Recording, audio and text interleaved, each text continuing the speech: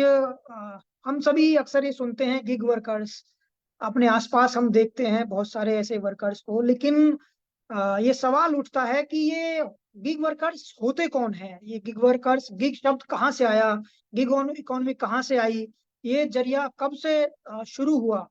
तो पहला सवाल मेरा सलाउद्दीन भाई आपसे यही है, तो आप please, over to you. Thank you so much. सभी सत्यों को जिंदाबाद। मेरा और ये जो गीग वर्कर्स का जो पहले बात है वो बाहर कंट्री का है। ये इंडिया का वर्ड नहीं होता। फॉरेन के अंदर अगर जब बाहर अदर कंट्रीज में अगर जब आप देखेंगे गीग माने लाइक होटल्स, बड़े बड़े रेस्टोरेंट्स, वहाँ पे पार्ट टाइम वर्कर जो गिटार बजाते रहते, जो हारमोनी का काम करते रहते, तो उनके लिए गीग बोला जाता। वो वहाँ से शब्द उठाया गया है। और वहाँ पे वो वर्कर पार्ट टाइम पे काम करते हैं, 1 घंटा 2 घंटा 3 4 घंटे अपना गीग काम करे, थोड़ा पैसे लेके निकल देते। तो वो वर्ड जो है इंडिया के अंदर गीग और प्लेटफॉर्म वर्कर्स पे आ गया। ये गीग और प्लेटफॉर्म वर्कर्स इंडिया के अंदर कौन है? ये बहुत अच्छा सवाल था। ये वो लोग हैं जो Ola, Uber, Swiggy, Zomato, Amazon, Flipkart, Big Basket और पोर्टर और अर्बन क्राफ्ट, अर्बन कंपनी, ये सारे जो वर्कर्स हैं, ऐप आधारित जो भी काम करते, इन सारे लोग को गिग और प्लेटफॉर्म वर्कर्स बोल के बोला जाता। जी। तो आपने बड़ी बखूबी ये बताया और इसके गहराई से बताया कि इसकी शुरुआत कहाँ से हुई। अभी हम बढ़ते हैं कि जब ये गिग वर्कर काम करते हैं तो इनकी क्या क्या इनके सामने चुनौतियां होती हैं, क्या इनके वर्क कंडीशन को लेकर के, इनकी जो सोशल सिक्योरिटी होती है और रिस्क को लेकर के क्या इनकी चुनौतियां सामने होती हैं। देखिए, ये वो वर्कर है जो रोज कुआं खोद के पानी पीने वाले, चाहे वो कैब ड्राइवर्स हो, चाहे वो डिलीवरी बॉयज हो, चाहे वो अर्बन कंपनी के वर्कर हो, चाहे वो हमारे पोर्टर के वर्कर हो। क्योंकि इनके पास कोई परमानेंट एम्प्लॉय नहीं है। कंपनी का अपना मर्जी माफिक चलता, कब चाहे रखे, कब चाहे इनके आईडी ब्लॉक कर दे, रोजगार को बेरोजगार बनाए। ठीक है, ये उनका एक वो है। मगर ये सारे कंपनीज का कंट्रोल जो है, ये सारे वर्कर्स का कंट्रोल जो है कंपनी बना। क्यों? कितना रेट देना तय करना है, कहाँ पे जाना है, कौन सा डिलीवरी देना है, कितने डिलीवरीज देना है, और किसको बिजनेस देना, किसको बिजनेस नहीं देना, किसको कितने किलोमीटर से बुलाना, ये पूरा कंपनी देखते थे। ये कंपनी जो है बीते हुए 8 साल से, ओला, उबर, स्विगी, जोमेटो, जितने भी एग्रीगेटर कंपनी थे, थोड़े 8 साल हुए, थोड़े कंपनी 10 साल हुए। बीते हुए 8 10 साल के बीच में कुछ भी इनके लिए कानून नहीं बना। जब वर्कर्स, एक ये 150 साल की बात बोल रहा हूँ, आप देखेंगे आईएलओ के रिपोर्ट में भी इंडिया के अंदर हम लोग जो गीग और प्लेटफॉर्म वर्कर्स के स्ट्राइक हुए, 168 स्ट्राइक्स हुए। इतना स्ट्राइक क्यों करना पड़ा 1 साल के अंदर? टॉप 10 में है, कंट्री के टॉप 10 में हम लोग के स्ट्राइक थे। स्ट्राइक क्यों करना पड़ा? मजबूरन। एक भूख, एक चीज हासिल करना है, जो चीज हासिल नहीं हुई वो चीज है। जैसे कि इन लोग को वर्कर का दर्जा नहीं, पार्टनर का दर्जा बोलते। अब पार्टनर का भी दर्जा चले गया। अभी तो नया एक वर्डिंग लेके आए कि यूजर्स। ओके, तो कंपनी चाहे कुछ भी बुला लो, पहले एक वर्कर को जो है पार्टनर बोलते तो बहुत खुश हुआ था, अरे मैं पार्टनर हूँ, मैं पार्टनर हूँ, मैं पार्टनर हूँ। तो वो जाल में कंपनी डाल दी। उसके बाद में हल्लू हल्लू जो है, पार्टनर जाके अब यूजर बन गया। अब समझ में नहीं आ रहा ये यूजर वर्ड क्या है। यूज करे तो यूजर बन गया, तो अभी समझ नहीं बनी। तो बहुत कंफ्यूजिंग क्रिएटिंग वर्ड्स इन लोग ने वर्कर्स को देते रहते। जब ये वर्कर्स को देने में जो बेनिफिट्स मिलना है, अच्छी सुन, ये बहुत इंपॉर्टेंट वर्ड है। जो वर्कर्स को वर्कर्स की बेनिफिट नहीं मिलती, जो पार्टनर बोल के नाम से, पार्टनर बोल के एक बार नाम दर्ज हो गया, तो उनको जो ESI, PF, हेल्थ, मैटरनिटी, ये जो भी वर्कर्स के बेनिफिट्स, राइट्स है, वो नहीं मिलते, क्योंकि लोग पार्टनर हो जाते। अगर जब बीते हुए दिनों में आप देखे होंगे, यूनियन ने बहुत सारे जगह अपना रिप्रेजेंटेशन दिया, पैन इंडिया में और स्टेट वाइज में। लेबर डिपार्टमेंट बोलता कि ये आप तो पार्टनर है, मेरे हक में नहीं आते। ट्रांसपोर्ट डिपार्टमेंट बोलता कि भाई आपका मेरा लेना देना क्या है। IT डिपार्टमेंट बोलता कि भाई ये टेक्नोलॉजी है, मगर मैं क्या करूं। तो ऐसा कंफ्यूजिंग था बहुत, और कंफ्यूजिंग है भी अभी। तो वो जाके बहुत लॉन्ग टाइम के बाद में हमारी लड़ाई जो है चलते गई चलते गई, चल रही भी। जब हैदराबाद के अंदर भारत जोड़ो यात्रा, वो भारत जोड़ो यात्रा में हमने राहुल गांधी जी से मिलके उनको ये सारे वर्कर्स की तकलीफ समझाई एज ए रिप्रेजेंटेशन। उन्होंने उस टाइम पे हम लोग देखिए, कॉमन चीज है, हम लोग समझते कोई भी चीज राहुल गांधी जी सीरियस नहीं ले रहे थे, खाली देख रहे थे।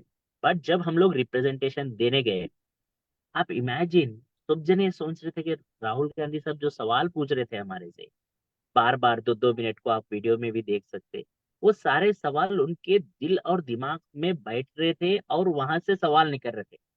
तो उन्होंने हर बात कितना सीरियसलेस लिया, वो हमारे को वहां पे सबसे अच्छा दिखा। तो एक वर्कर की वॉइस सुनना है तो उस तरीके से सुने, और उन्होंने सुन के गपचुप नहीं बैठे।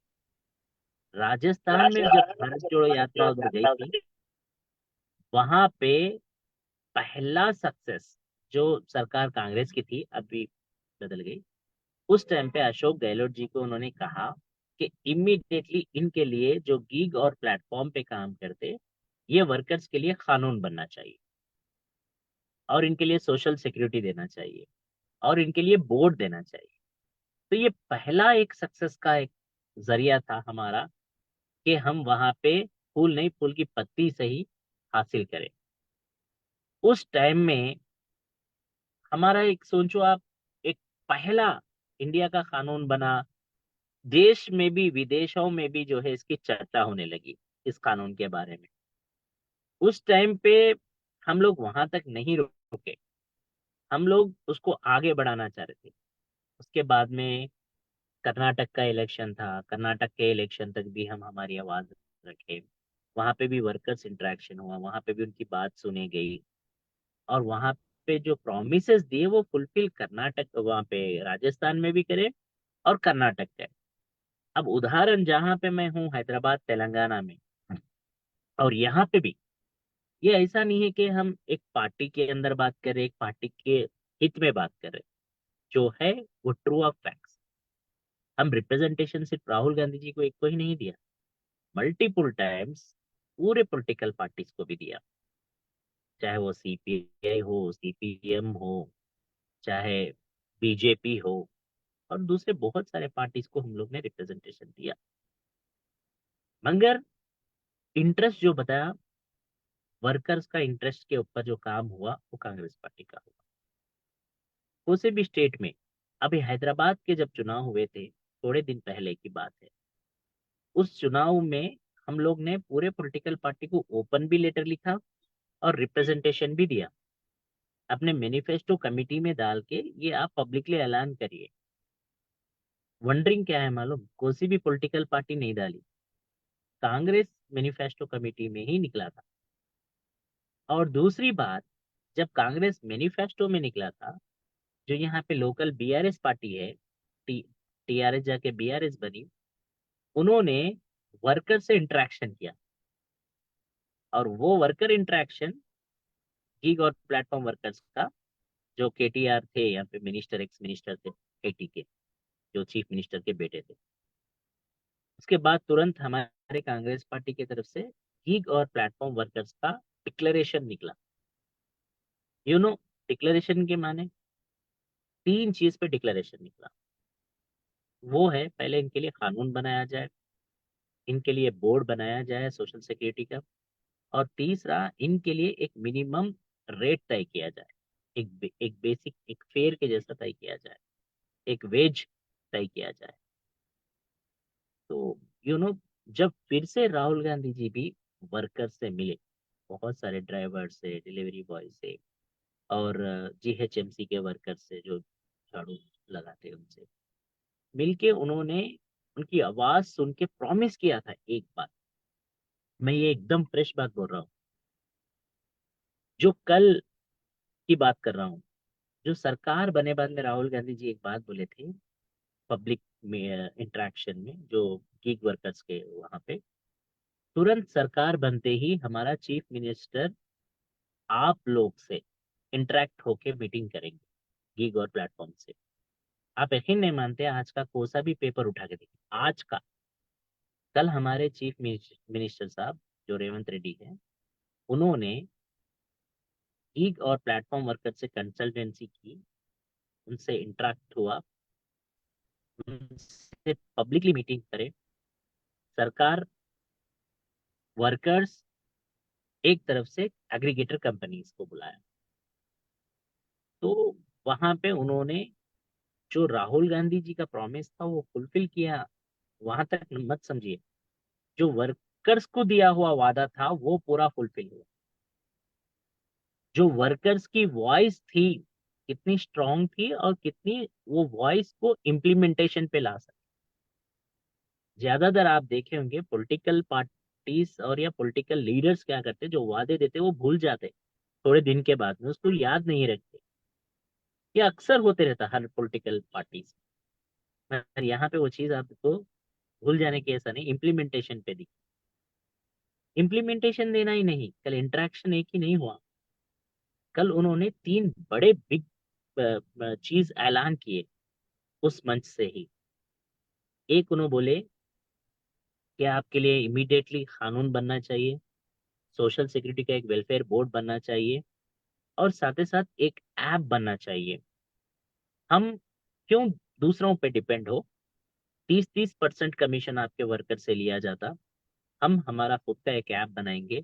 आईटी मिनिस्टर को इमीडिएटली उन्होंने वही मंच पे से इन्फॉर्म कर दिया। इतना ही नहीं, उन्होंने इमीडिएटली वो वर्कर से जब इंटरेक्ट हुए थे, आप वो वर्कर्स के अंदर देखेंगे, एक जने बताते रहते कि एक्सीडेंट होके उनका डैमेज हुआ हाथ, अर्बन कंपनी की महिला थी, और एक डिलीवरी बॉय जो एक्सीडेंट हो गया। ऐसे बहुत सारे केसेस उन्होंने सुनते ही कल इंटरेक्शन में, जब उनसे हुई तो बात में, उन्होंने इमीडिएटली दो चीज वहां पे ऐलान किया। 5 लाख रुपए जो हम लोग ड्राइवर को देते थे, और साथ ही साथ जर्नलिस्ट को और होमगार्ड को देते थे, वो सारे गिग और प्लेटफॉर्म वर्कर्स को मिलना चाहिए। Number one. Number two, Aarogyasri बोल के यहाँ पे इंश्योरेंस है, वो आरोग्यश्री जो है सारे लोग को 10 लाख का मिलना। अगर जो ये पैसा बस नहीं हो रहा आपको, तो सीएमओ का पैसा भी हम आपको देके उसको हेल्प करेंगे। और एक मजे की बात बताता हूँ, एग्रीगेटर जो कंपनीज है, वो एग्रीगेटर कंपनीज को क्लियरली डायरेक्शन चले गया कल। बहुत सारे एग्रीगेटर कंपनीज थे, वो कंपनीज को बोल दिए आपकी वर्कर्स पे मनमानी नहीं चलेगी। आप ऐसा उनकी रोजी रोटी बंद नहीं कर सकते, ऐप में से आप उनको डीएक्टिवेट नहीं कर सकते। डीएक्टिवेट माने उनको आईडी ब्लॉक करके नौकरी से बेरोजगार कर देना। और आप रेटिंग बोल के उनको बंद नहीं कर सकते, उनकी उनकी रोजी रोटी पे मार नहीं सकते। और आप उनकी सोशल सिक्योरिटी और वर्कर्स की सेफ्टी देखना आपकी जिम्मेदारी है। अगर जो आप बीते हुए 9-10 साल में क्या करे मेरे को पता नहीं, मगर आज के तारीख से कंपनीज जो है जिम्मेदारी नहीं लेंगे अपने वर्कर्स की। जो गिग और प्लेटफॉर्म वर्कर्स है, ये सुबह उठ के जो बाहर रोडों पे घूमते रहते, घर दार छोड़ के, और पब्लिक ट्रांसपोर्टेशन है, पब्लिक को सर्विस करते हुए फिरते, इन लोगों को अगर जब तकलीफ हो रही, तो हम आगे नहीं, हम चुप नहीं बैठेंगे, हम वर्कर्स के साथ रहेंगे। बल्कि उन्होंने क्लियरली डायरेक्शन दे दिया तो ये एक बहुत बड़ा अनाउंसमेंट है। वर्कर्स, जो तबका है, जो वो वर्कर है बिलो पॉवर्टी लाइन से, जो रोज कुआं खोद के पानी पीता बंदा, वो वर्कर, चाहे कोई सी भी पार्टी हो, मैं उसके अंदर नहीं जाना चाह रहा हूं, वोट देता। सबसे अधिक वोट वही देता जो middle class family, lower class family है, ऑटो ड्राइवर, कैब ड्राइवर, बस, डीसीएम, जो महिला, जो डेली वेज पे काम करते, ये लोग सबसे पहले लाइन में खड़े के वोट देते हैं। अगर आप ऑब्जर्व करेंगे तो ये लोग के हित में जब बात हो रही, जब बात सुन रही सरकार, तो ये सबसे बड़ा इंपॉर्टेंट बनता है, एक इम्पोर्टेंसी बनती। आज पूरे तेलंगाना में एक गर्म पना आ गया है वर्कर्स में। अरे हमारी बात सुनी जा रही होती है। और ये labour friendly government, workers friendly government, समझ रहे ना। तो ये बात देना, निभाना, इम्प्लीमेंटेशन करना, सबसे इम्पोर्टेंट चीज ये है। बोले सो बात पे खड़े हुए रहना। तो वो आपके जो सीएम साहब हैं, जो कांग्रेस पार्टी जो वादा दी, वो पूरा करेगी। और एक बात बता के ये टॉपिक से मैं निकलना चाह रहा हूँ। अभी शायद 4:30 हो रहे, अभी आधा घंटा है 24 घंटे के लिए, कल सीएम साहब की मीटिंग से 24 घंटे नहीं हुए, मैं उनकी फैमिली के पास ही जाके आ रहा हूँ। जो कुत्ता भोग के 3rd फ्लोर से, जो एक डिलीवरी बॉय था, स्विगी का डिलीवरी देने के लिए गया था, उनका जो घर का कुत्ता है वो भौंकने, मतलब उसके ऊपर छलांग लगाने से वो डिलीवरी बॉय 3rd फ्लोर से जंप करा, तो उसकी जान चले गई हॉस्पिटल में ट्रीटमेंट होते होते।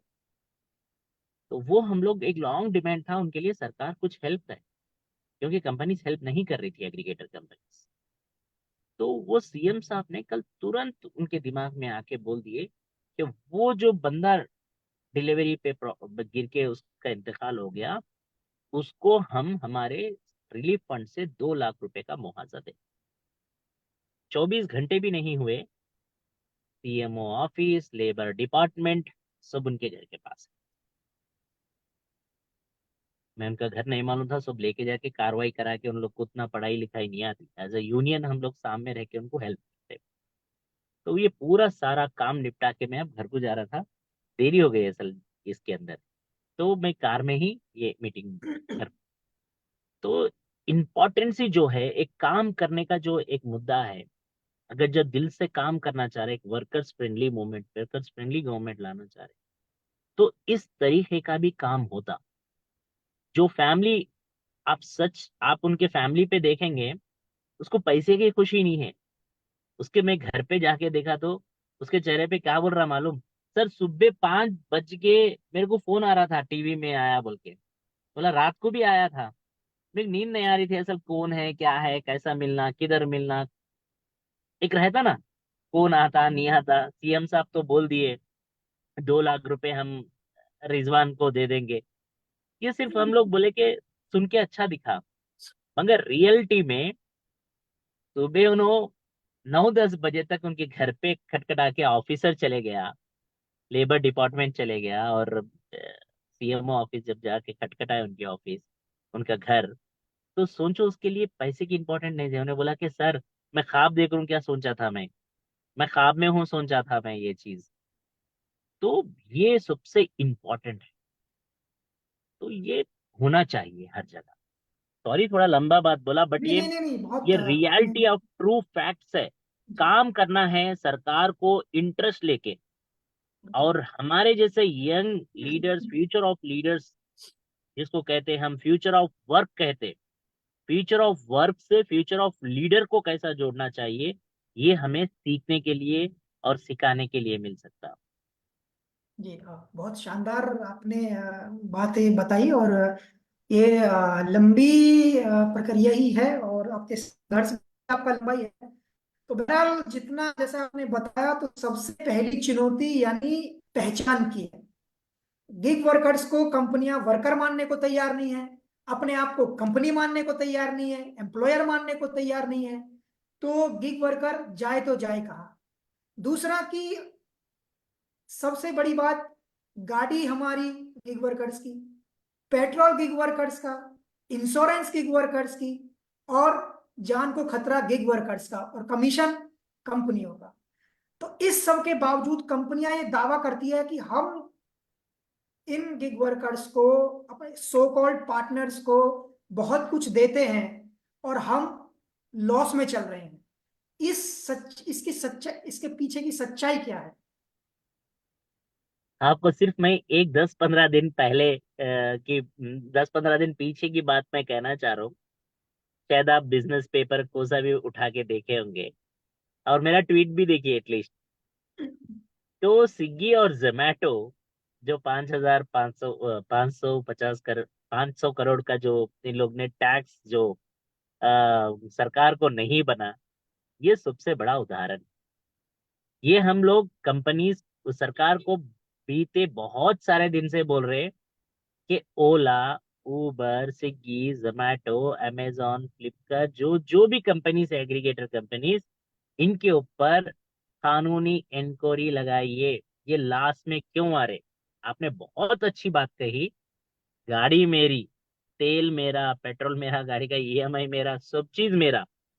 एक राइड मारने पे 30% कमीशन जाता उनको, और 30% में से 5% जीएसटी भी निकाल दिए तो 25% उनके सीधा सीधा एक राइड पे जाता, चाहे वो 100 रुपए का राइड हो, चाहे वो 1,000 रुपए का राइड हो। 1,000 रुपए में से 30%, 100 रुपए में से भी 30%। जब ये पैसा जा रहा तो नुकसान कहाँ पे हो रहा? आपको यहाँ पे मजे की बात बताता हूँ मैं। जो इनके को फाउंडर्स है, फाउंडर्स है, आप उनकी तनख्वाह देखिए। 3.5 लाख, 4 लाख, 5 लाख, 6-6 लाख रुपए। और स्पेशल फ्लाइट से आते, फ्लाइट से जाते, हर चीज की इनके अंदर एक्सेस। ठीक है, मगर वो वर्कर जो जमीन पे काम कर रहा, जो अपना खून पसीना बह रहा, उसका प्राइस कितना है, उसका वैल्यू कितना है? जो पहले कैब ड्राइवर, उसके अंदर डीजल 80 रुपया और 90 रुपए के बीच में पर लीटर रहता था, आज डीजल का रेट 100 रुपए के ऊपर हो गया। अगर जा सीएनजी का रेट भी देख लो आप, वॉट एवर जो भी देख ले, पर किलोमीटर उनको 10-12 रुपए जब मिलते थे, आज भी वही पैसा मिलता। डिलीवरी बॉय के अंदर आएंगे। कोविड में पैसा बढ़ने का कम हुआ, हर डिलीवरी बॉय को 35 रुपया पर ऑर्डर पे मिलता था। आज वो डिलीवरी बॉय को कोविड के अंदर हर डिलीवरी पे 15 से 20 रुपए कर दिए। सोचो आप, वो वर्कर पे जो कितना तकलीफ बीत रही होंगी, जो रात दिन मेहनत कर रहा, अपना खून को अपना पसीना जो है खून की तरह बहा रहा, खून पसीने को वो खून की तरह बहा रहा, तो उसके ऊपर कितनी, आप यकीन नहीं मानते, मालूम उसके ऊपर कितना पेन हो रहा होगा। ये पैसा पूरा जा रहा कहाँ पे? बड़े बड़े कंपनीज के अकाउंट में जा रहा। और इनके आईपीओस देखेंगे लगातार बढ़ते जा रहे। आपको पता है इस कंपनी लॉस है बीते हुए 8 साल से, फिर भी जो इन्वेस्टर्स है उसमें ही पैसा क्यों डाल रहे? ये सबसे बड़ा सवाल है आज के टाइम। और वो कंपनीज जो जीएसटी नहीं बन रहे, सरकार को पैसा उड़ा मार रहे। हम वर्कर्स का भी यही डिमांड है कि सर, हर चीज हमारी, हर राइड पे हम लोग कमीशन दे रहे, हर डिलीवरी पे हम कमीशन दे रहे, तो इनको इतना पैसा का नुकसान कहाँ से हो रहा और क्यों बता रहे, कैसा बता रहे, इसके ऊपर प्रॉपर इंक्वायरी करो। ये चीज सबसे बहुत इंपॉर्टेंट है सुमित भाई।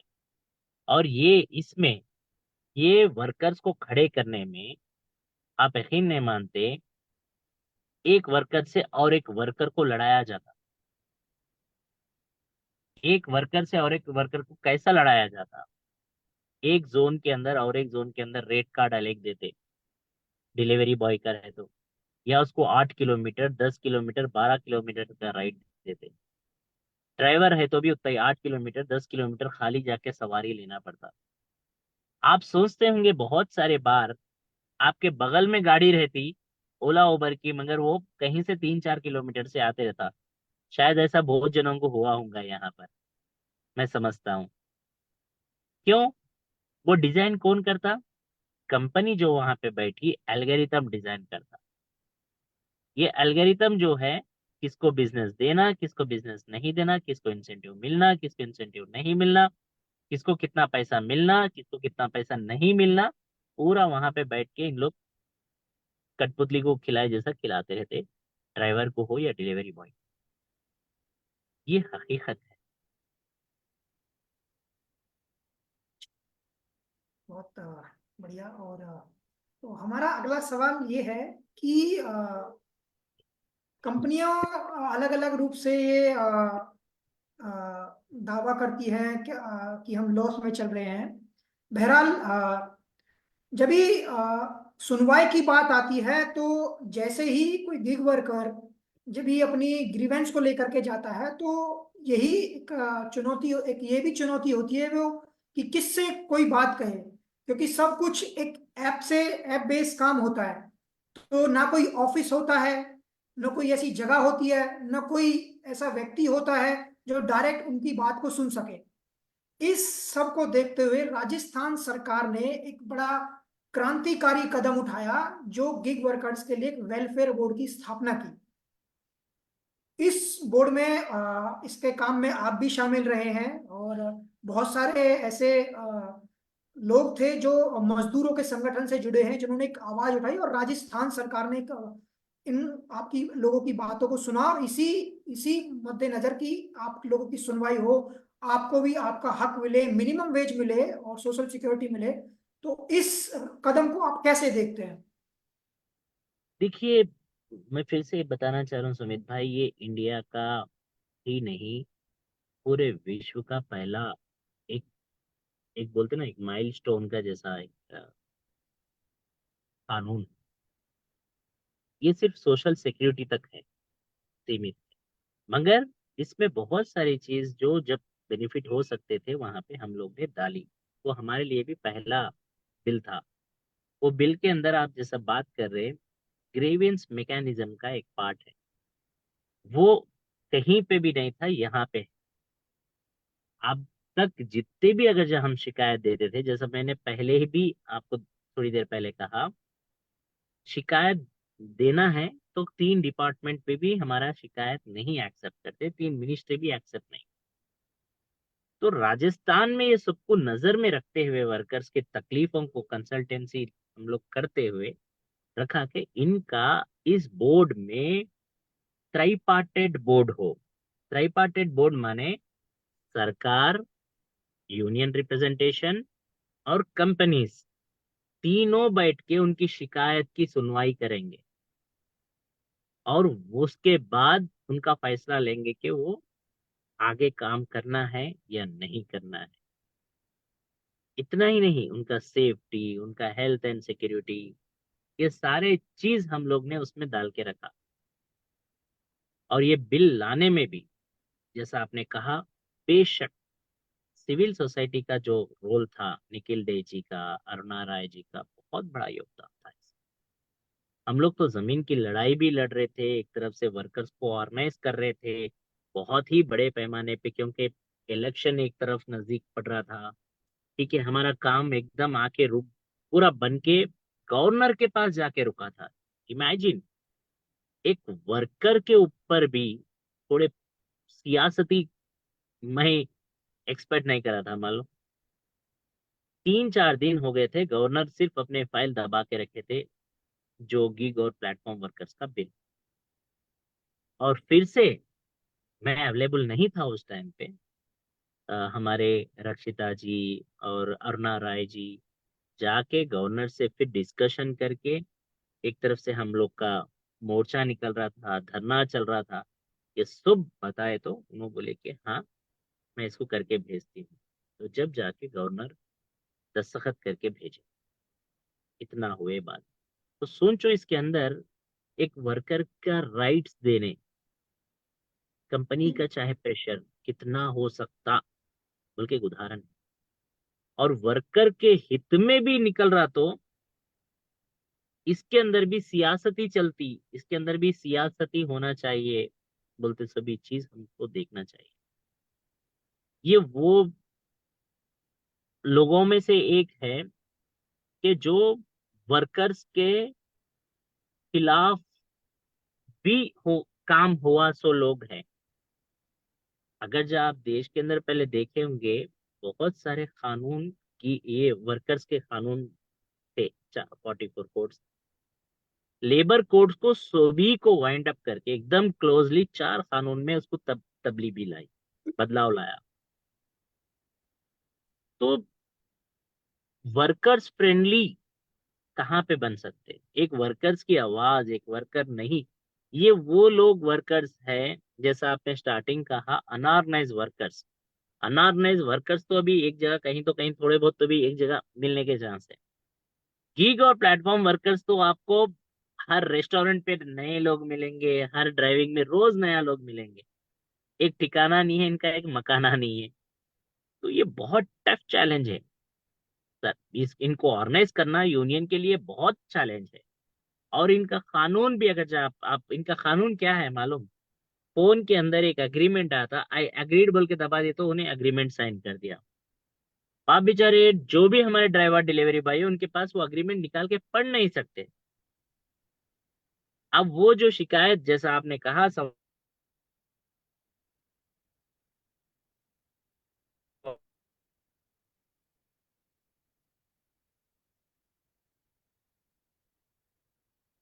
आपकी वॉइस ब्रेक हो गई है शायद।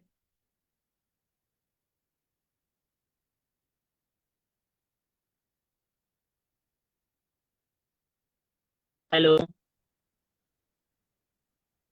हेलो। हाँ हाँ, अभी आ रही है, अभी आ रही है। कंटिन्यू ओके, कीजिए।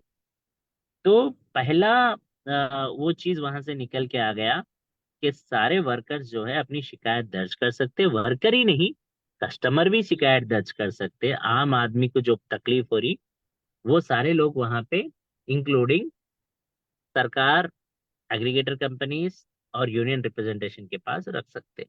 इतना फुल एक्सेस हम लोग ने दिया उसको। जी। तो अब हमारा अगला सवाल कि आज बहुत सारे यंगस्टर्स और पढ़े लिखे यंगस्टर, साथ में बहुत सारी महिलाएं इस गिग इकोनॉमी से जुड़ी हुई हैं। तो अक्सर हम ये देखते हैं कि जो आज के हालात हैं, इतना पढ़ने के बाद बावजूद भी उनको रोजगार नहीं मिल रहा है। उनके लिए कोई उनके काम के लिए कोई ऐसा जगह नहीं है। फिर उसके बाद जब वो लोग इस इकोनॉमी में, गिग इकोनॉमी के काम से जब वो जुड़ते हैं, उसके बाद भी उनके साथ एक एक्सप्लॉयटेशन होता है, उनके काम को थोड़ा धक्का लगता है, तो उनकी जो पीड़ा होती है, एक उस पीड़ा का अनुभव जो आपने देखा है। दूसरा कि एक दूसरा है शेख सलाउद्दीन के बारे में, एक यंगस्टर भी है। तो एक ड्राइवर से एक लीडर बनने का जो सफर है, उसको आप कैसे देखते हैं?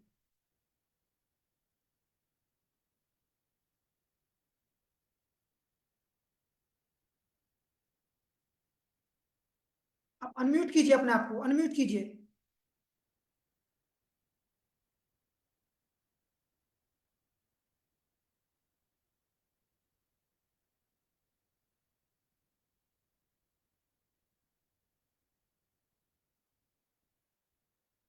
एक सेकेंड। आपको अनम्यूट करना पड़ेगा। हाँ।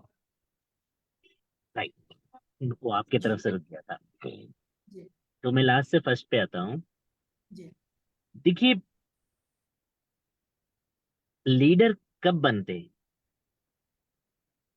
लीडर जब बनते, वर्कर्स चाहे कोई भी तबके का हो, उसके हित में आगे बढ़ के काम करने वाले को लीडर। पहले कोई भी ड्रीम नहीं देखना कि मैं आज के तारीख में लीडर बन गया, लीडर बनना चाह रहा हूँ, ये ड्रीम्स नहीं। पहले ग्राउंड पे उतरो, पहले अपने हक के लिए लड़ो, अपनी ईमानदारी, अपने हक के साथ दूसरों को हक दिलाने में लड़ो। तीसरा, जब उनको हक दिलाते रहेंगे आप, उनके सपोर्ट में काम करते रहेंगे, जो भी आप क्षेत्र में हैं, चाहे वो मैं बोलता हूँ गिग वर्कर्स के, प्लेटफॉर्म वर्कर्स के क्षेत्र में हो और ट्रांसपोर्ट के हों, तो वर्कर्स के सपोर्ट में, हित में लड़ना और उनको इंसाफ दिलाने के अंदर वर्कर्स को ट्रस्ट बनना के ये हमारा काबिलियत का लीडर है और ये लीडर बनना चाहिए, उनको ही लीडर बनना चाहिए। और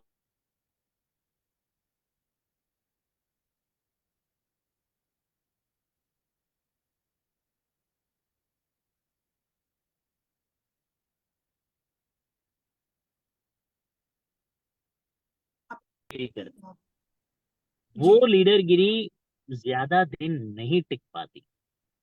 इसलिए नहीं टिक पाती कि उनको ग्राउंड के ऊपर ग्राउंड की वैल्यूज नहीं मालूम रहते और वर्कर्स की तकलीफ नहीं मालूम रहती और वर्कर्स का पल नहीं पकड़ सकते, उसको क्या चाहिए, उसका डिमांड क्या है, उसकी तकलीफ क्या है, वो उसकी तकलीफ, उसका पेन कहाँ से निकल रहा, एक वर्कर ही समझ सकता और एक वर्कर का पेन, चाहे वो कोसा भी सेक्टर में हो।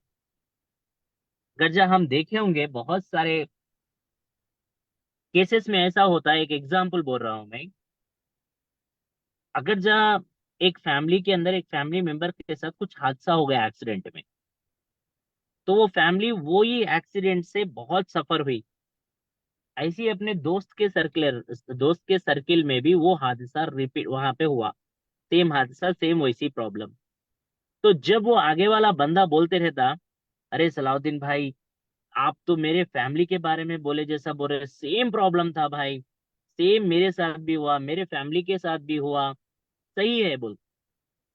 ये जो पेन नहीं होता ना, मतलब उतना रिलेशन जब नहीं होता ना, आगे वाला बोलते रहता, हाँ मार लगा, हाँ ठीक है, पेट में दर्द दिया, हाँ ठीक है, डॉक्टर के पास गया, अच्छा ठीक है, अपेंडिक्स ऑपरेशन हुआ, हाँ ठीक है, इतनी बात सुन के हम छोड़ देते। मगर कभी भी आप एड्रेस करिए किसी भी चीजों पे, जो पेन आगे वाले को हमारे को मैच करते रहता, दोनों के लिए बीच का रास्ता बनाते रहता और सेम इंसिडेंट होके रहता कभी, तो उसकी बात पे ज्यादा तवज्जो देते हम और उसको इंफॉर्मेशन भी देते, उनको हम गाइड भी करते कि भाई ये टैबलेट डाल लिए थे क्या उस टाइम पे, ये टैबलेट डाल लेना चाहिए था, ये नहीं, ये डॉक्टर के पास जाइए, नहीं तो ये डॉक्टर बेटर है, नहीं तो ये जड़ी बूटी की दवा बेटर है, ये होम्योपैथी बेटर है भाई, नहीं तो ये पत्ता बेटर है। इस टाइप का हम लोग हमारा एक्सपीरियंस आगे वालों को बोलते, क्योंकि हम वो एक्सपीरियंस से बीत के निकलते, वो हमारे पे ऑलरेडी बीती हुई चीज है। तो ये सबसे इम्पोर्टेंट चीज है, कोई भी वर्कर हो, कोई भी लीडर हो, वर्क काम करना चाहिए। आज के तारीख में शेख सलाउद्दीन की जर्नी भी स्टिल नो एक कैब ड्राइवर है, ठीक है। I am not a white collar leader, मैं व्हाइट कॉलर लीडर नहीं हूँ, मैं खुद गाड़ी चलाता हूँ। मेरी तकलीफ आगे की वाले की तकलीफ एक है, जब भी मैं वो आगे वाले तकलीफ को सुन सकता हूँ, उसका पेन मेरा पेन समझ के मैं उसके हित में लड़ सकता हूँ। ये हर लीडर में ये खूबी होना चाहिए, जब जाके लीडर बन के उनके हक के लिए उनकी आवाज उठाए, तो ये करेक्ट पर्सन है, ये हमारी आवाज बेशक हमारे लिए हमारे हित में उठाता बोल के कॉन्फिडेंट बढ़ता। जब मैं ये सारे गीग और प्लेटफॉर्म वर्कर्स के लिए लड़ रहा था, इंडिया में आज भी मैं समझता हूँ एक ऑर्गेनाइजेशन है बस, उससे बढ़ के नहीं है। जब मैंने काम स्टार्ट किया था, मेरे एक से स्टार्ट किया, हम थोड़े साथियों में मिलके पहले 2-3 शहर बांटे, उसके बाद में थोड़े और एक इंटरनेशनल साथी का हेल्प लिए फेडरेशन का, हम लोग ने 5-6 मीटिंग करे, उसके साथ हम लोग ने एक माहौल खड़े करा और कुछ ही दिनों में Indian Federation of App Based Transport Workers IFAT बनाया, वो पैन इंडिया ऑर्गेनाइजेशन। ऐसा बोलते ना, एक एक क्या बोलते, बूंद से समंदर भी भर सकता। तो हमने वो काम किया, वर्कर्स को लाने में, उनका मूवमेंट, उनका मोबिलाइजेशन, एक वर्कर को वर्कर ही समझ सकता जब जाके लीडर बनता, और वो लीडर बने बाद में भी वो वर्कर्स की लगातार सुनना पड़ता, ना कि आप व्हाइट कलर के टाइप में बिहेवियर करना पड़ता। जब ग्राउंड की बात, ग्रॉस रूट की बात अगर जो आपको मालूम है, फिर भी आप समझेंगे कि मेरे को सब कुछ मालूम है, तो कुछ भी नहीं मालूम है। आपके लिए सब कुछ हर दिन नया है, हर रोज, हर पल, हर मिनट, हर बात नहीं है हमारे लिए। जी, यानी कि एक लीडर की जो आपका जो संघर्ष के बाद एक कहें तो एक कि जो सबसे खूबसूरत एक लीडर को बनाती है या एक बेहतरीन लीडर को बनाती है, सबसे ज्यादा जरूरी है कि लीडर को एक लिसनर होना चाहिए जो अपने साथियों की आवाज को सुने और समझे। साथ ही साथ एक लीडर को एक हीलर भी होना चाहिए, यानी कि जब किसी के घाव होते हैं तो जो उनके घावों को भरे, तो वो एक जी। हीलर भी होना चाहिए। और लीडर वो यानी जिसको लोग अपना लीडर माने, एक हीरो भी होना चाहिए। तो ये बहुत ही खूबसूरती से अपने बड़ी सहजता के साथ अपने अपनी बातों को रखा। और एक आखिरी सवाल कि आपका बहुत संघर्ष रहा है और बहुत सारे साथी आपके जो गिग इकोनॉमी से जुड़े हुए हैं वो अभी भी संघर्ष कर रहे हैं। तो जो हम जैसे राजनीतिक कार्यकर्ता हैं जो वैल्यूज के लिए राजनीति कर रहे हैं, मॉरल वैल्यूज हो, कॉन्स्टिट्यूशनल वैल्यूज हो, चाहे कल्चरल वैल्यूज हो, ऐसे उन पॉलिटिकल वर्कर्स की आपके संघर्ष में क्या भूमिका हो सकती है और कैसे आपके साथ कंधे से कंधा मिला के, कदम से कदम मिलाकर आपके साथ चला जा सकता है? आपका क्या संदेश है? बहुत अच्छा सवाल है सुमित भाई। ये हमें बहुत ही इसके ऊपर गौर फिक्र करने की जरूरत है। बहुत सारे यंग पॉलिटिशियंस, लीडर्स और सोशल एक्टिविस्ट, सिविल सोसाइटीज में, एनजीओस में काम करने वालों को फ्यूचर में हमारे देश को बचाने में हम सबका बहुत बड़ा योगदान है। नंबर वन, ये सबसे मेन पॉइंट पे रख लेना चाहिए। अगर जब वो योगदान में हम हिस्सेदार बनना है, जैसा अभी आपने कहा कि हम सब उनकी तकलीफ को सुने, समझे और उनमें थोड़ा ममेक हो, थोड़ा एक रिलेशन बनाने का काम स्टार्ट करें। चाहे वो गीग और प्लेटफॉर्म वर्कर हो, चाहे वो ऑटो कैब ड्राइवर हो, चाहे वो मेरा भाई मैकेनिक हो, चाहे वो डोमेस्टिक वर्कर जो दीदी हमारे घर पे रोज पे आके घर पे खाना पकाना, झाड़ू देना, पोछा करने का काम करते हो। बहुत सारे जो वर्कर्स है, वो वर्कर से जुड़ना जरूरी है। ये वर्कर ही हमें फ्यूचर में वोट डालने वाले हैं। अगर जहाँ मैं एक ऑफिस में काम कर रहा हूँ तो मैं एक सीईओ के पास, तो सीईओ को मैं ऑर्डर नहीं कर सकता हूँ कि सर आप मेरे लिए वोट डालो। अगर जब एक सीईओ एक वर्कर के लिए ऑर्डर कर सकता है कि तुम मेरे लिए वोट डालो, तो ये कल्चर ऐसा है कि हमें सीईओ को भी जरूरत ना पड़े हमारी वोट की, और हम जो वर्कर है, वर्कर अपने खुद से सीईओ को चुन के डाले कि ये हमारा सीईओ अच्छा आदमी है। ये कल्चर, ये पॉलिटिशियंस का मूवमेंट जो है, मैं बहुत सारे पॉलिटिशियंस को रिसेंटली इलेक्शन में भी देखा हूं, और वर्कर्स का पल नहीं पकड़ सकते। तो तेलंगाना के अंदर जब इलेक्शन का मूवमेंट गर्म हुआ था, पूरे पॉलिटिकल पार्टीज में, we are not going only single Congress party, चाहे वो बीआरएस हो, टीआरएस हो, बीजेपी भी हो, हमने सबको दिया। और सबसे हर एमएलए को भी जाके मिला कि सर आपके कॉन्स्टिट्यूंसी में इतने लोग हैं, आप इनके लिए क्या करते बोलो। आप एक अपना खुद का कॉन्स्टिट्यूंसी का डिक्लेरेशन निकालो। नहीं किया किसी ने। किसी ने वर्कर्स की बात सुनने की काम नहीं। आज अगर जब आप इलेक्शन पोलिंग में परसेंटेज देखेंगे, बंजारा हिल्स जो हाईफाई एरियाज है, वहां का परसेंटेज कितना निकल रहा। जहां पे बिलो पॉवर्टी लाइन है, जहां पे अनऑर्गेनाइज वर्कर्स का सेक्टर ज्यादा है, जो गरीबी के बोलते ना हम लोग, झोपड़पट्टी बोलो, आप क्या बोलते हो उसको, एक वीकर सेक्शंस बोलो, वहां का वोट बैंक, वहां का वोटिंग का परसेंटेज देखो आप, सबसे अधिक है। जहाँ पे पॉश एरिया है, जहाँ पे डेवलप्ड एरिया है, वहां से घर से निकल के बाहर वोट बड़े लोग नहीं करते, बहुत कम पैमाने में करते। मगर जो वर्कर है, जहाँ पे मिडिल क्लास से लोअर क्लास से लोग हैं, जहाँ पे एकदम स्लम है, वीकर सेक्शंस है, ये लोग का परसेंटेज मिनिमम मैक्सिमम 60 से 80 के बीच में होता। परसेंटेज, वोटिंग परसेंटेज की बात कर रहा हूँ।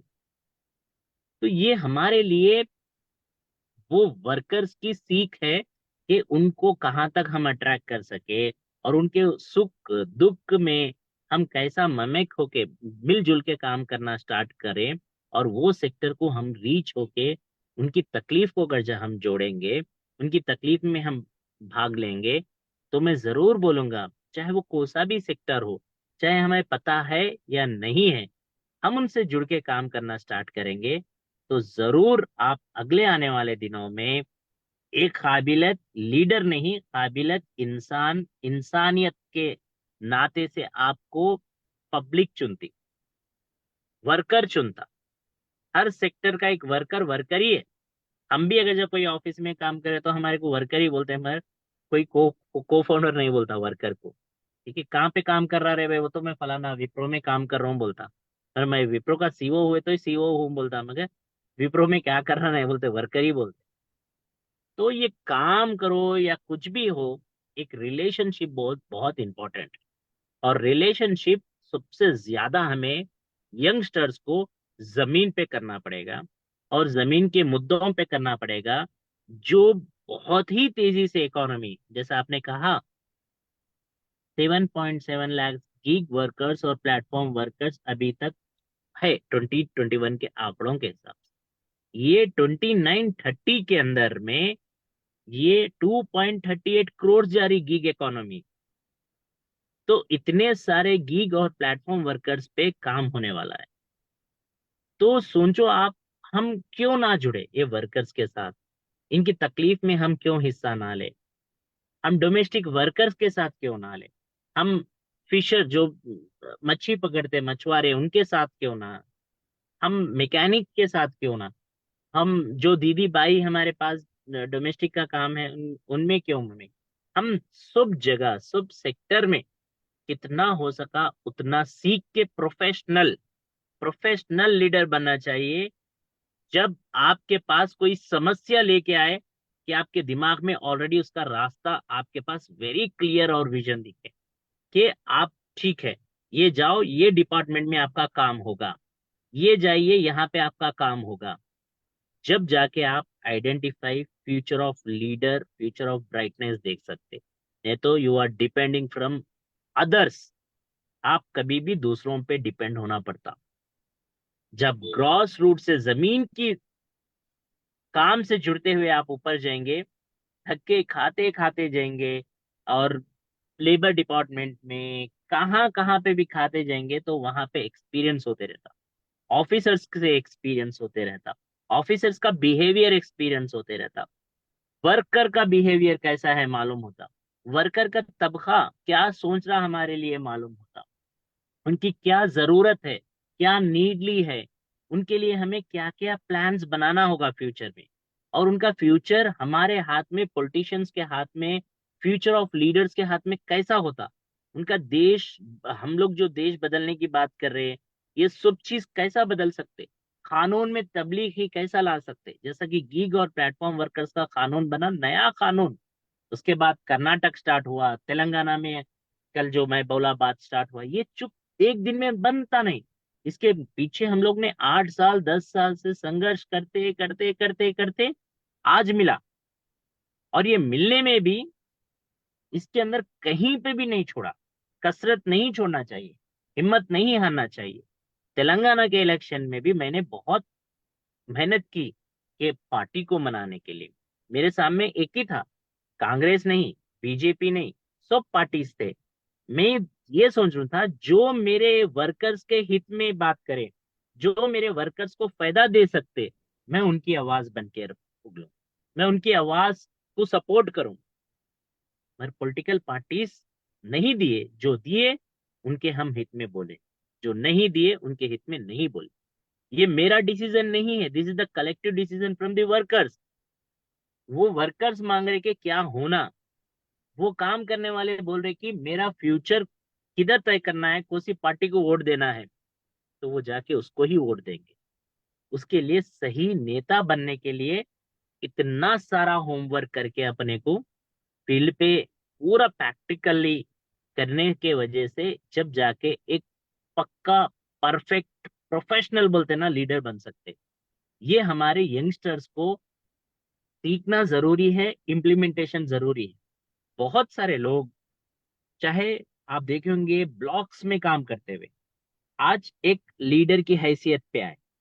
हमें भी नीचे से ऊपर जाना है, ऊपर से आईएसओ वाला लीडर एक टाइम तक रहता है, उसके बाद में उसका चैप्टर क्लोज। मैं ग्रास रूट से जब जाते लीडर, उनके पास इतना स्टफ रहता, इतना उनके पास मटेरियल रहता काम करने के लिए, बहुत बहुत रहता।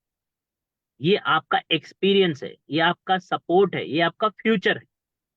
भले आपको थोड़े बहुत ना इत्तेफाकी हो सकती, कभी नाराजगी हो सकती, बट सबर का फल बोलते ना बड़े लोग मीठा होता। तो सबर भी इम्पोर्टेंट है हमारे यहाँ एक उसमें। जी, बहुत बहुत धन्यवाद। तो अभी हम सवालों की ओर बढ़ते हैं। तो हम साथी हैं आशुतोष जी, उनसे रिक्वेस्ट करूंगा कि वो क्वेश्चंस के लिए करें।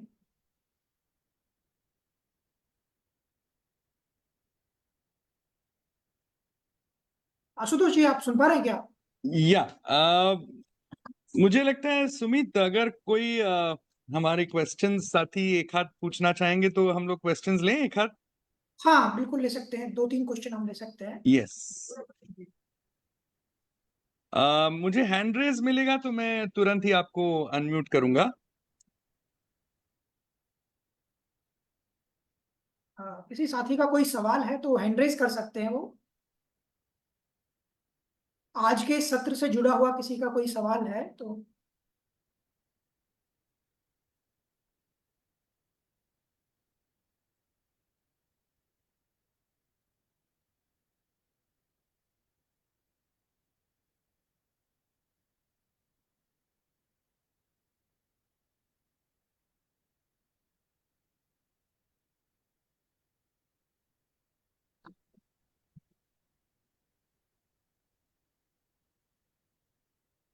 किसी साथी का अगर कोई सवाल है तो दुर्गादास जी यस, है। दुर्गादास जी, आपको मैं अनम्यूट कर रहा हूँ।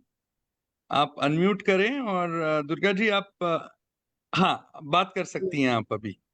हाँ जी, बोल रहे थे कि जैसे सारे वर्कर्स के बारे में तो बताया गया। अभी जैसे एमपीएल है, पावर प्लांट है, उसमें जो कॉन्ट्रैक्ट बेसिस पे लोग काम करते हैं, तो उन लोग को क्या करते हैं, कुछ दिन काम करवाते हैं और कुछ दिन काम कर, जो मिनिमम बेस उन लोग को मिलना चाहिए वो नहीं मिल पाता है। और 1 साल 2 साल काम करवा के, कुछ कम पैसा में काम करवा के, और फिर उसको तुरंत उसको हटा दिया जाता है। तो ऐसे लोग जो पड़े हुए हैं, तो उन लोग के लिए जो मिनिमम उन लोग का जो लड़ाई है, चाहे उन लोग का जो अधिकार है, उन लोग अपना अधिकार से वंचित होकर और छूट जाते हैं और ऐसे ही पड़े रहते हैं। जो गांव से ही लोग हैं, कुछ दिन काम करते हैं, उनको रखते हैं, फिर हटा दिए, फिर रखे, फिर हटा दिए, इस तरह से करके रखते हैं। तो उन लोगों के लिए क्या किया जा सकता है? देखिए, दो चीज मेरे सामने है आपके लिए तुरंत सवाल का जवाब में। एक, आप इमीडिएटली जिसको जॉब से निकाल दिया जा रहा विदाउट एनी नोटिस, हम्म वो वर्कर्स जो है उनको आइडेंटिफाई करके एक लिस्ट आउट करना पड़ेगा, और आप एक शिकायत दर्ज करना पड़ेगा लेबर डिपार्टमेंट में। जी जी वो आपका ACL assistant labour commissioner office, या DCL deputy labour commissioner office, या जी। Labour commissioner joint commissioner office पे एक शिकायत दर्ज करिए। अच्छा। उसके बाद में सुनवाई नहीं हुए तो वो सुनवाई को लेके आप लेबर कोर्ट में भी जा सकते।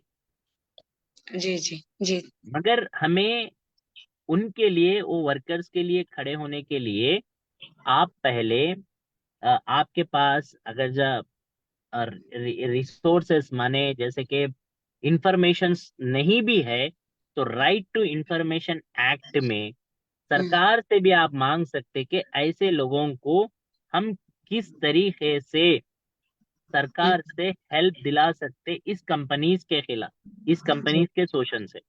जी आप जी ऐसा भी सवाल उनसे लेके वो कंपनी को आप वो एक्ट के द्वारा, उसके द्वारा आप उनके ऊपर एक्शन लेने के लिए भी बोल सकते। बात हो सकता है। अगर जो हमें वहां पे नहीं मिला, तो जी कुछ जी इंफॉर्मेशन नहीं मिला, तो हम ये भी काम कर सकते। तो इन लोग क्या करते हैं, कॉज लगा देता है कि आपने ऐसा किया इसलिए हटाए, और कोई भी किसी तरह का भी फिर बात करने पर वो लोग नहीं रखता है जल्दी। तो देखिए, अच्छा चलिए। बोलने का हक सबका है। हाँ हाँ जी जी। कॉन्स्टिट्यूशन में हाँ राइट है, हम धरना करें, प्रोटेस्ट करें, सही है हम्म ना।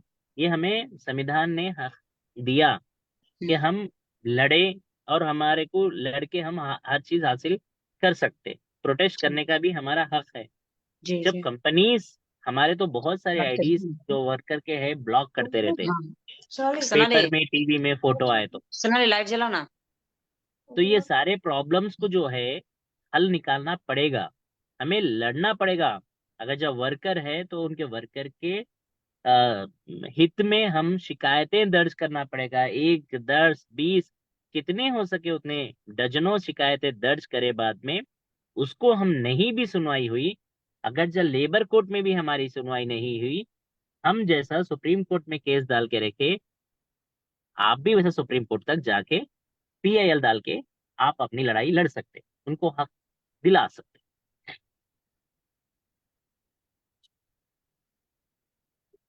भी हम बढ़ते हैं अगले सवाल पर। और किसी साथी का कोई सवाल? एक आखिरी सवाल, देवदीप पाटीदार जी। मैंने उनको अनम्यूट किया है।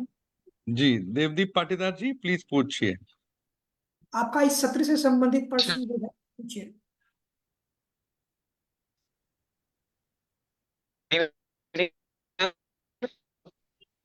देवदीप जी, आपकी आवाज नहीं ठीक से आ रही है, आप बात कर रहे हैं शायद।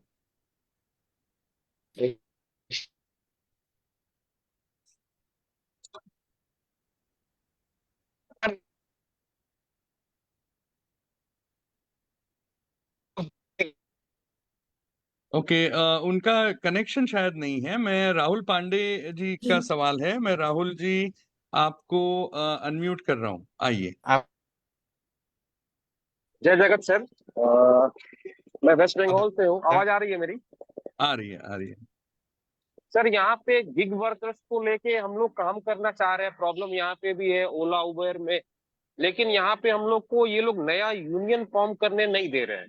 कोई ना कोई बहाना बना के लेबर डिपार्टमेंट में अटका दे रहे हैं। तो ऐसे आप लोग का कोई, आपने जिक्र किया कि आपका पैन इंडिया भी एक ऑर्गेनाइजेशन है, उसमें क्या वेस्ट बंगाल चैप्टर भी कुछ ऐसा है क्या?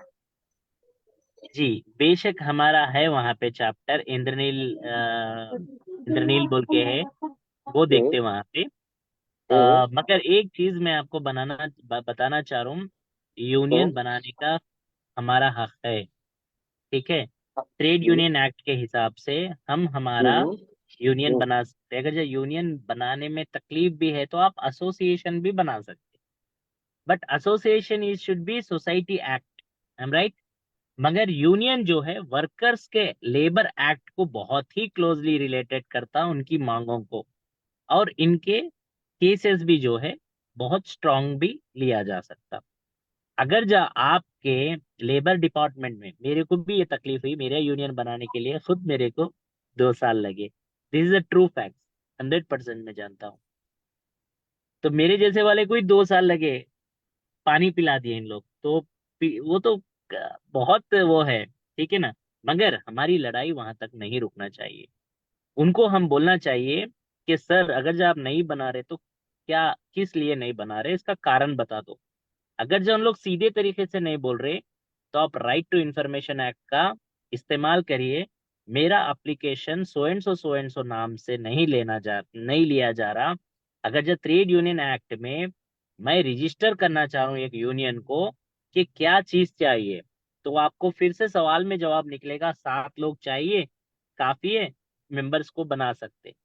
फिर एक बार का जवाब आएगा, 110 लोग, माने 10% का आपको वर्कर्स प्रायोरिटी बता के 110 लोग लेके आइए, यूनियन बना के लेके जाइए, आई एम राइट। मगर एक तकलीफ ये आती, गीग और प्लेटफॉर्म पे क्यों बनाना चाह रहे, इसका डेफिनेशन लेके आइए, स्टेट गवर्नमेंट का या सेंट्रल गवर्नमेंट का गेजिट लेके आइए, सही है ना। तो ये गेजिट आपको ना सरकार से, केंद्र से मिलेगा, ना स्टेट से मिलेगा। ये बहुत बड़ा टफ चैलेंज है। तो आप इसमें थोड़ा, आप मेरे से बात करना चाह रहे हैं क्या? आवाज नहीं आ रही है आपकी। हम बोले इसका उपाय क्या है फिर?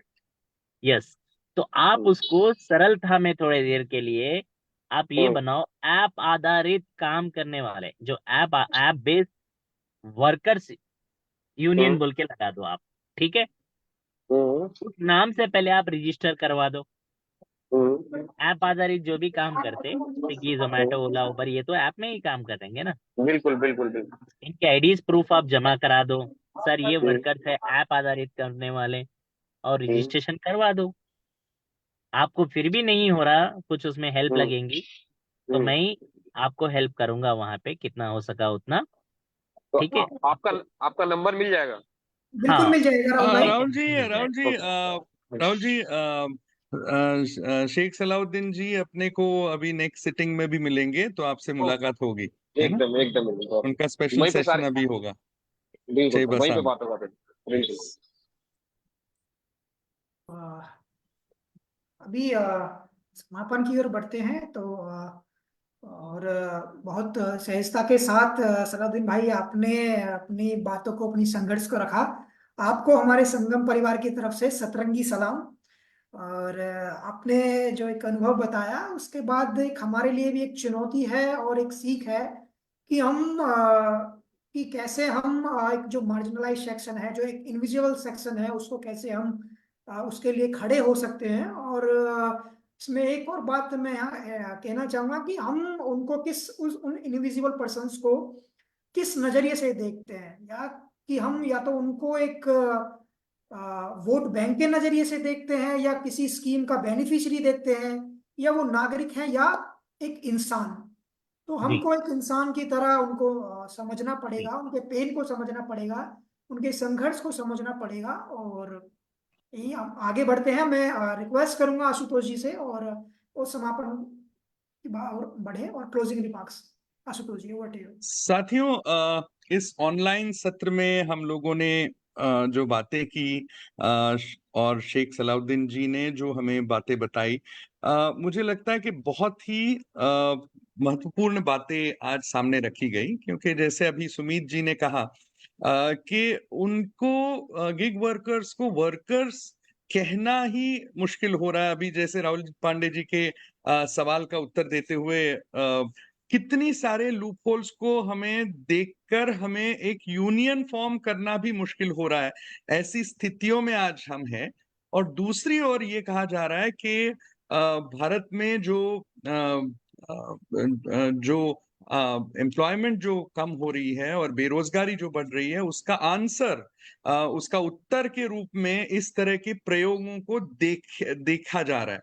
तो एक और प्रयोग तो करने हैं, इस तरह का एम्प्लॉयमेंट क्रिएट करना है, लेकिन जिनको ये एम्प्लॉयमेंट दिया गया है उनके सभी हकों को हमें बिल्कुल भी उनको कहीं पे हाथ नहीं डालना है। तो ये जो बातें हैं वो बहुत ही भयानक और डरावनी बातें मुझे लगती है, क्योंकि जब भी मैं इकोनॉमिक कुछ डेटा देख रहा था, तो जैसे सलाउद्दीन जी ने कहा अभी कि लगभग 70 लाख लोग इसमें आज एम्प्लॉयड है, गिग वर्कर्स हैं। और आने वाले समय में 2030 तक ये आंकड़ा लगभग 2.5 करोड़ तक जाने की बात हो रही है। मतलब आने वाले भारत में गिग वर्कर्स और गिग वर्कर मतलब इस तरह की एम्प्लॉयमेंट, ये एक मेजर एम्प्लॉयमेंट 2.5 करोड़ लोगों की होने वाली है। इस स्थिति में अगर हम इस तरह के कायदे और कानून उनके हकों के लिए नहीं ला सके, तो मुझे लगता है कि जुल्म करने का ये एक माध्यम बन सकता है। और इसीलिए हमें बहुत ही सचेत रहने की जरूरत है। और ये प्रयोग हम और किस जगह पे, किन जगहों पे, किस मार्ग से हम करें, ये हमें देखना है। तो मैं बहुत बहुत शुक्रिया अदा करता हूँ शेख सलाउद्दीन जी का। और जल्द ही मुलाकात हमारी होगी चाईबासा में, जो संगम नेतृत्व है उसमें उनके स्पेशल सेशन है, तो वहां मिलते हैं। आप सभी का शुक्रिया जो यहाँ पे शरीक हुए, जूम के माध्यम से और फेसबुक के माध्यम से। थैंक यू, सभी को बहुत बहुत शुक्रिया। जय जगत। जय जगत।